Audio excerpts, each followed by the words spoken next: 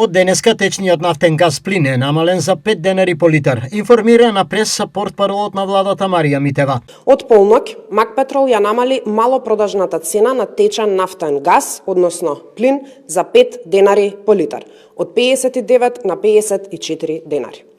Истовремено, во трговијата на големо е евидентирано намалување од 10 денари по килограм, што во пресметка значи приближно 5 денари по литар. На што резултира намалувањето на цената на овој енергенс? Туку е резултат на анализа која што е направена од страна на Државниот пазарен инспекторат и преку договор и превземена одговорност од страна на трговците доаѓаме до намалување на бруто маржите.